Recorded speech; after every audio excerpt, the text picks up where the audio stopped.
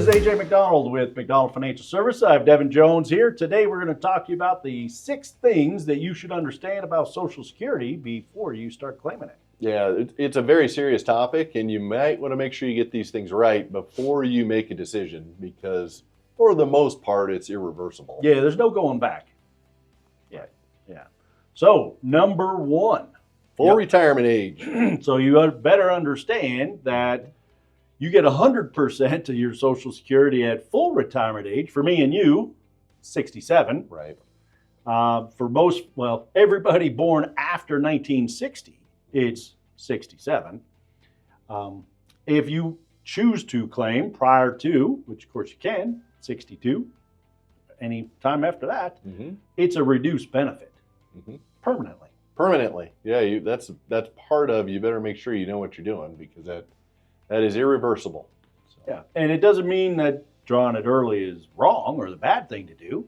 It just means you better understand that instead of 100% of your benefit, you're going to, at 62, get 70% of your benefit. Yeah. And that's a misnomer. I mean, we talk to people all the time that think that as you kind of go up the scale, as you age, your numbers go up. No. Just by inflation. Just by the inflation, right. Well, and similarly, something else good to know is it stops growing, your benefit, at age 70. Some people don't realize that either. Well, we had a 75-year-old who hadn't collected. I'm just banking in more money. That's right. Like, no, sir, it stopped at age 70. You should call Social Security today. Immediately. Yeah. So that's today's rules. You'd start at 62 or delay all the way at age 70. That's it. For retirement. Now, disability, whole different ball game. We're not talking about that today. Or widow benefits. We're not talking about that today. Right. So, what's number 2? Number 2, how benefits are calculated. Are they random? They're completely random. That's right. You throw a dart at a board, and that's what your number is. We joke, but no, they're not random. Yeah, so as you have earned money and put into Social Security from maybe high school on, those benefits are then tracked by Social Security. They're inflated. Your high school dollars, you maybe made $10, but it's inflated into whatever year you retire into those dollars using the inflation factor. And then they use those up to 40 quarters to then calculate, all right, what's your benefit going to be? So obviously the more you put in, the more you get out. Right. So not necessarily proportional. We're not going to get into that. But what if you don't put any money into Social Security? Well, there's a minimum.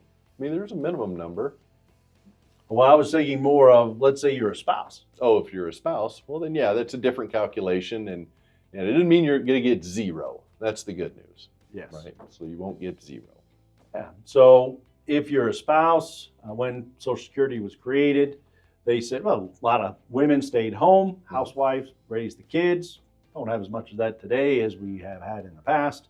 But they qualify for 50% or half of their spouse's full retirement if he works to full retirement. Right.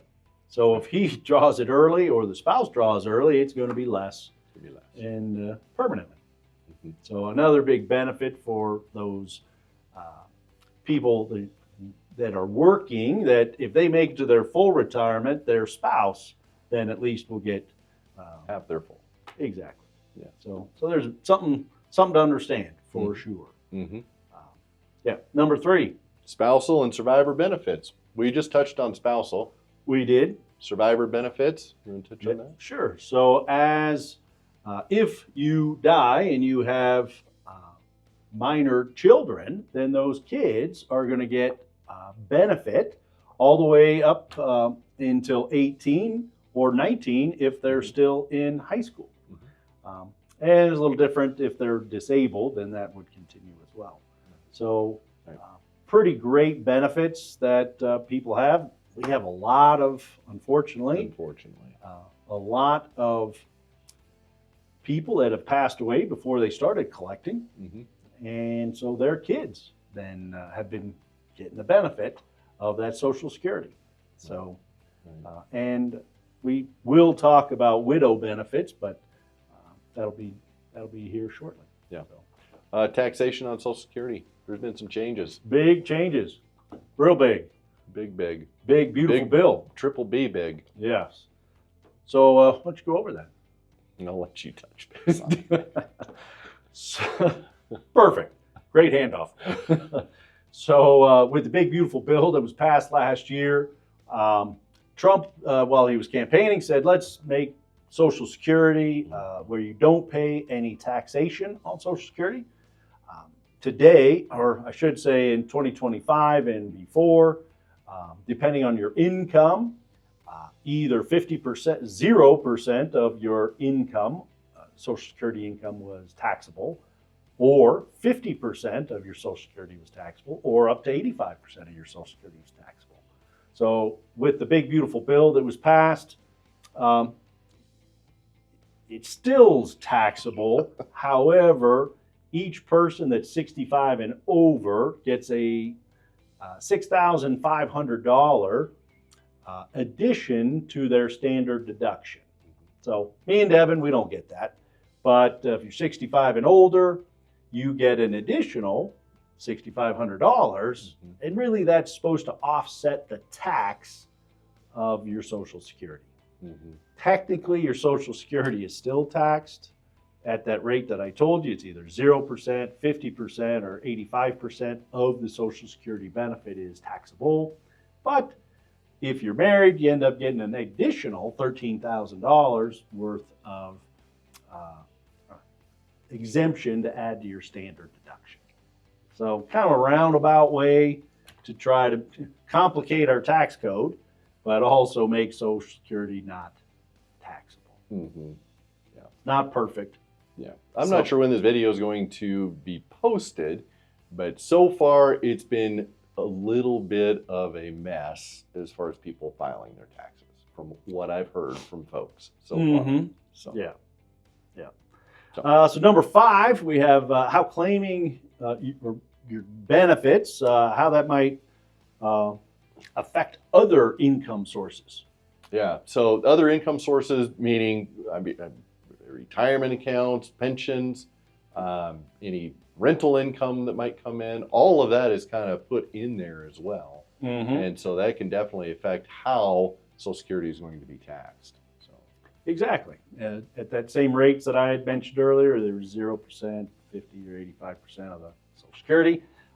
Big change though last year in the state of Colorado. Those you watching from Colorado, PERA benefits. Those are the teachers, generally the municipal workers, had been putting into PERA, not putting into Social Security. However, they still might have earned a benefit, whether themselves or if they had gotten their 40 quarters in, or a spouse. And in the past, there was I would call it a PERA offset, meaning that if you claim PERA, which is a great benefit, your Social Security benefit would be reduced dramatically or eliminated. And so in 2025, that was gotten rid of. So now you can have your cake and eat it. And eat it too. So huge benefit to those that were under PERA that previously had been penalized. They can continue to collect their PERA and their Social Security. And I'm still surprised when I meet folks that didn't know that. Right. Yeah. And we have a lot of those people that we talk to. That I actually talked to somebody a couple weeks ago. They said, "Are you what? I hadn't heard about it at all." And so their income went up dramatically because of that. Right. Like you got to call Social Security, let them know. Yeah. Income went up, tax went up. We've heard that. We've had some people that have filed and they've been in a different tax bracket because of that. So yeah. So unintended consequences of that, and to kind of expound on that, we have not planned for that in our plans that we put together for folks. No, that was out of the blue. So it's a nice benefit. Certainly, it's nice to see it come in. So. Yeah. And lastly, number 6, why we should time when you should collect Social Security. So timing is important. Mm-hmm. So, Yeah. you know, a lot of things go into that timing, whether you want to retire early, you know, health, of course, would come into that as well. You know, your full retirement, whether it be 67 or maybe 66 in a few months. All those things are going to play a part. Family longevity. Absolutely. I mean, that's a big one that we talk to people about. You know, if your family members tend to not be around after certain ages, and that's, you know, within that window of maybe that break-even point, it probably makes some sense to take it a little earlier, maybe, and maybe it doesn't. I mean, that's why you call folks like us and visit about it. Say, hey, how does this fit into my plan? Absolutely. So that's the big underline there is how's it fit in your plan. So couldn't emphasize that more. So that's the 6 different things that you should understand about before you claim Social Security and how it might impact it. So if you have any questions on any of those, we'd love to talk to you. Give the office a call. Thanks for watching.